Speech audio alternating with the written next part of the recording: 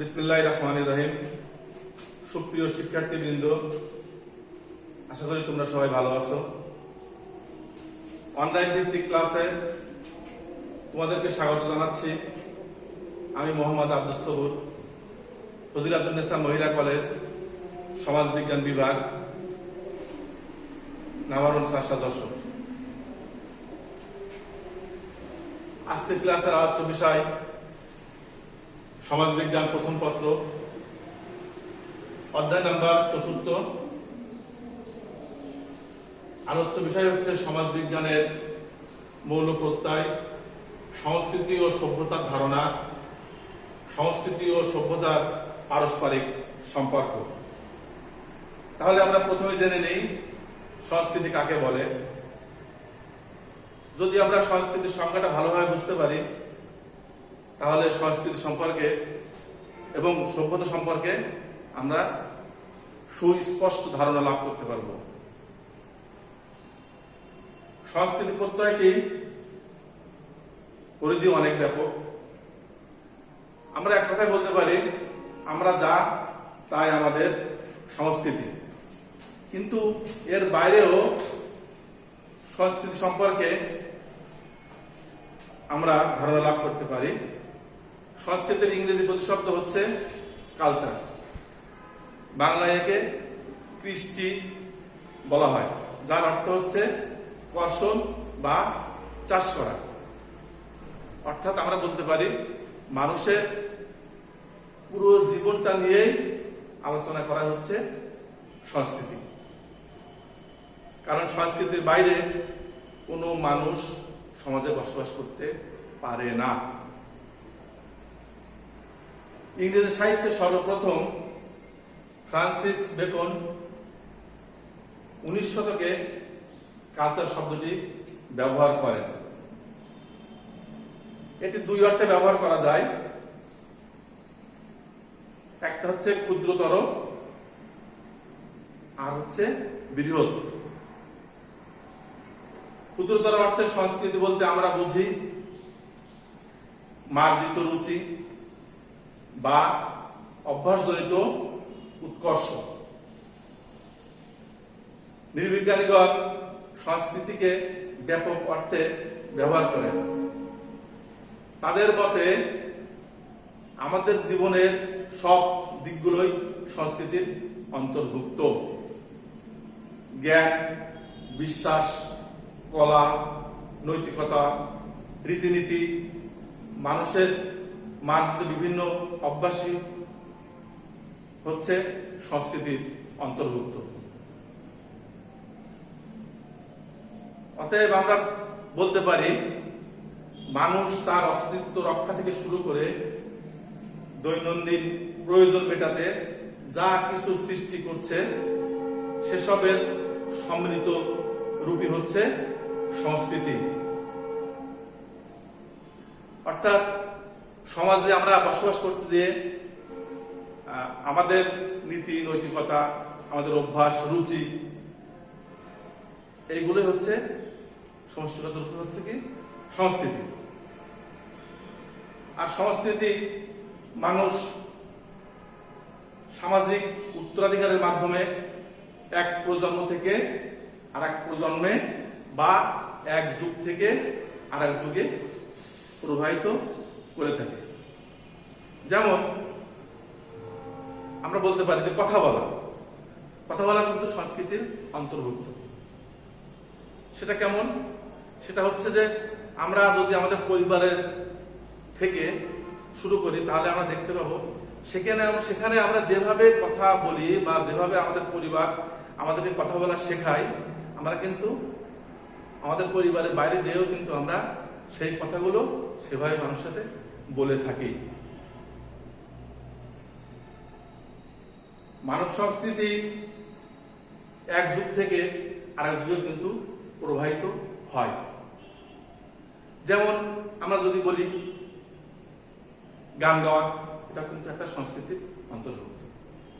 তাহলে কি এটা কিন্তু আমরা নিজেরা যেটা ধারণ করছি, আবার কিন্তু অন্যদের কাছ থেকেও আমরা সেটা গ্রহণ করছি। অর্থাৎ গান গাওয়াটা, এটা যে প্রচলিত রীতিনীতি আছে সেগুলো কিন্তু আমরা বিভিন্ন দিক থেকে বা বিভিন্ন ব্যক্তির কাছ থেকে কিন্তু আমরা গ্রহণ করে থাকি। এবার আমরা বলি যে সভ্যতা কি, বা সভ্যতা বলতে আমরা কি বুঝি। সাধারণ অর্থে সভ্যতা বলতে বোঝায় মানুষের সংস্কৃতির একটা নির্দিষ্ট সময়ের গড় ফল, অর্থাৎ মানব সমাজের দীর্ঘ প্রয়াসে প্রাপ্ত সাফল্যের স্তরই হলো সভ্যতা। আমরা ছোট করে বলতে পারি যে সংস্কৃতিকে ব্যবহার করার মাধ্যমে হচ্ছে কি সভ্যতা। সভ্যতার ইংরেজি প্রতিশব্দ হচ্ছে সিভিলাইজেশন। এই শব্দটি দুইভাবে আসছে। একটা হচ্ছে ল্যাটিন শব্দ সিভিলিস থেকে এসেছে, যার অর্থ হলো নাগরিক। সুতরাং সিভিলাইজেশন শব্দটির অর্থ হলো সুসভ্য নাগরিক সমাজ। এখানে আমরা বলতে পারি যে সুসভ্য নাগরিক সমাজ আসলে কি। অর্থাৎ সভ্যতার ধারণাটা কিন্তু নগর থেকে উদ্ভব হয়েছে।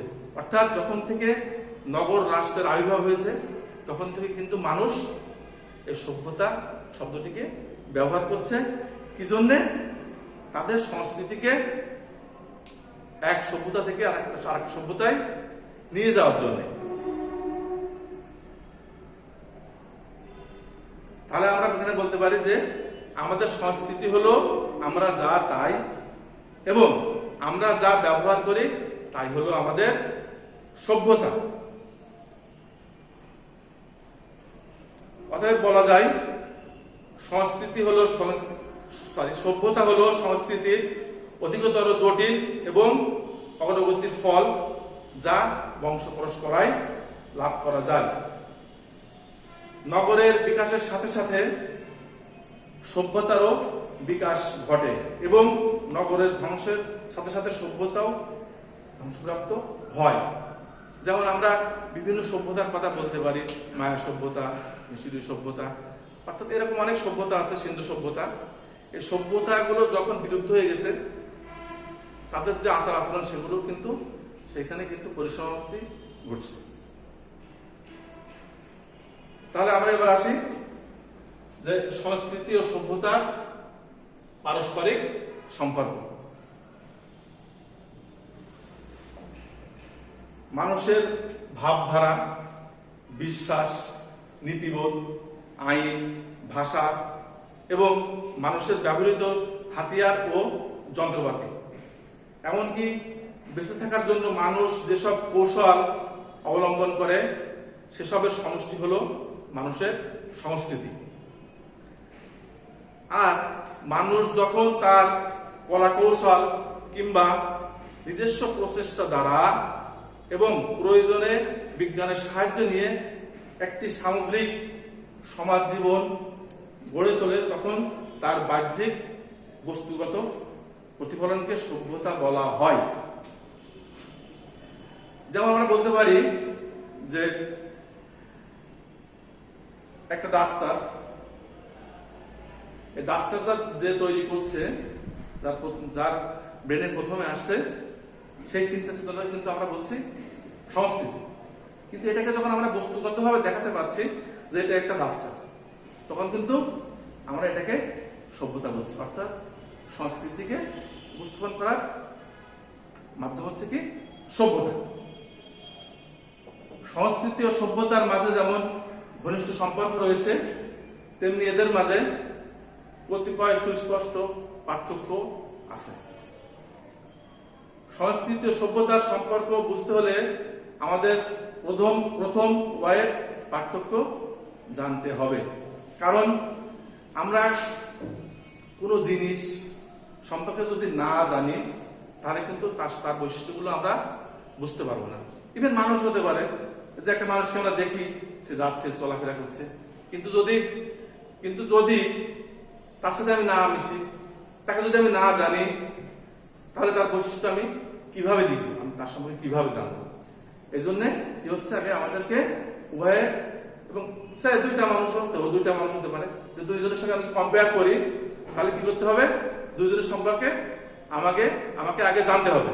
জানার পরেই কিন্তু আমি দুইজনের নিয়ে একটা তুলনামূলক আলোচনা করতে পারবো বা একটা পার্থক্য সৃষ্টি করতে পারবো।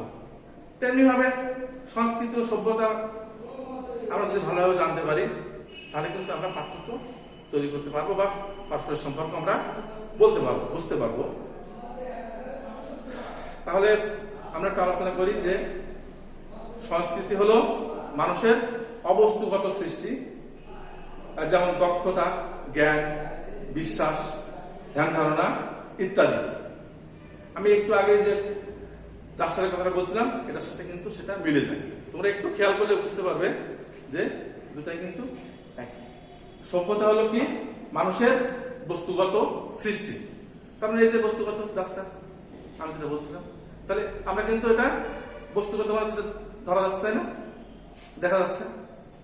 তাহলে কি এটা হচ্ছে কি বস্তুগত সৃষ্টি। যেমন কি ঘর বাড়ি, তৈজসপত্র, চেয়ার টেবিল, যা দেখা যায় সবকিছুকে আমরা সভ্যতার ফল বলতে পারি। সমাজবিজ্ঞানের ম্যাকাইভার এখানে বলছে যে আমরা যা আমাদের সংস্কৃতি যা ব্যবহার করি, আর ব্যবহার করার মাধ্যম হচ্ছে কি সভ্যতা। সংস্কৃতি বলতে একদিকে যেমন বস্তুগত আবিষ্কারকে বোঝায়, তোমাদের কিন্তু মনোযোগ দিয়ে শুনতে হবে, তা নাহলে কিন্তু তোমরা বুঝতে পারবে না। আর মনোযোগ দিয়ে শুনলে সমাজবিজ্ঞান এমন একটা বিষয়, এটা বোঝা খুবই সহজ। কারণ আমরা আমাদের সেই সকাল থেকে সন্ধ্যা পর্যন্ত যেভাবে জীবনযাপন করি, বা আমাদের সমস্ত জীবনটা যেভাবে আমরা পরিচালিত করি, সবকিছু সমন্বয়ে কিন্তু কি হচ্ছে সমাজবিজ্ঞান। এখানে আমরা জানার জন্য বিভিন্ন পার্ট নিয়ে আমরা আলোচনা করি, যাতে করে আমাদের জানতে সুবিধা হয়। তোমরা দেখবে যে আমরা যা কিছু বলবো সমাজবিজ্ঞান নিয়ে, যা কিছু করবো, সব কিছুর ভিতরে আমরা থাকি সবসময় বা বসবাস করছি।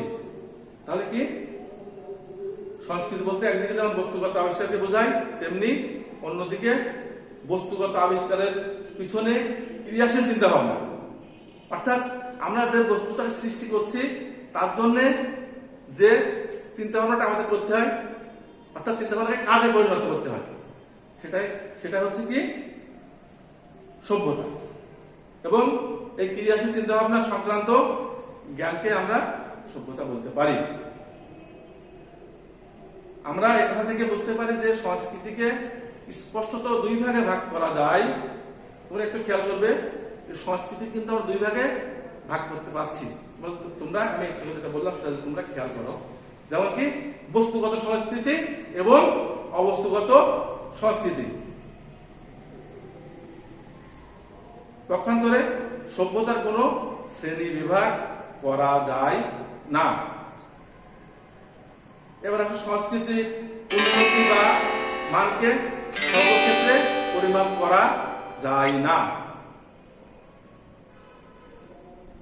সভ্যতার অগ্রগতিকে সহজে পরিমাপ করা যায়। আমরা উদাহরণস্বরূপ বলতে পারি, দুই ধরনের সঙ্গীত হচ্ছে, তার মধ্যে কোনটি অধিকতর উন্নত মানের তা কিন্তু নির্ণয় করা সহজে সম্ভব। যেমন কারোর কাছে পছন্দ হতে পারে বাংলা গান, কারোর কাছে হিন্দি গান, কারোর কাছে ইংরেজি গান, অথবা পল্লীগীতি ভায়া। এক একজনের কাছে কিন্তু এক এক রকম গানের কিন্তু পছন্দ আছে। আর কি এক দেশের সংস্কৃতি অন্য কোনো দেশ বা জাতি দ্বারা সহজে গৃহীত হয় না। তাহলে কি যে এক দেশের সংস্কৃতি অন্য কোনো দেশ বা জাতির দ্বারা সহজে গৃহীত হয় না। যেমন আমরা বলতে পারি যে ইউরোপের দেশগুলো, তাদের যে কালচার, ধরতে পারো ড্রেস আপ, তারা যেভাবে পোশাক আশাক পরে, আমরা যদি আমাদের দেশে তাদের পোশাক আশাকের ওই ধরনটা যদি আমাদের দেশে নিয়ে আসি, অর্থাৎ তোমরা বুঝবে, এখন বড় হয়েছে দেখবে যে তারা কিন্তু অনেক সময় কি পরে, টি শার্ট পরে, শর্টস পরে, তাই না, পরে কিন্তু ঘুরে বেড়াবে, তারা বাইরে আসতে পারে। কিন্তু আমাদের দেশ সমাজের সাথে সম্ভব, সেটা কিন্তু কখনোই সম্ভব না, কারণ আমাদের নিজস্ব একটা সংস্কৃতি আছে। তোমরা বলতে পারো, হয়তো দেখতে পারো শহরে এরকম থাকতে পারে, কিন্তু সেটা কিন্তু আসলে আমাদের সংস্কৃতির সাথে কিন্তু সেটা মেলে না। ওটাকে আমরা অপসংস্কৃতিও বলতে পারি, যেহেতু সেটা আমরা ধারণ করতে পারি না আমাদের দেশে বা আমাদের সমাজে। তো তোমরা ক্লাসটা দেখার আগে তোমরা বইটা কাছে রাখবে। রাখার পরে কি হবে, তোমরা বুঝতে পারবে যে না, এই কথাগুলো সবগুলো বইতে পাওয়া যায় না, কিছু কিছু বলতে হয় এমনি তোমাদের বোঝানোর জন্য। তারপরে তোমরা কিন্তু বইটা একটু পড়ে নিও, তাহলে সহজে আশা করি তোমরা বুঝতে পারবে। তোমাদের নেক্সট ক্লাসে এখনো আমি আরেকটু ব্যাপকভাবে সংস্কৃতি ও সভ্যতা সম্পর্কে আলোচনা করবো ইনশাআল্লাহ।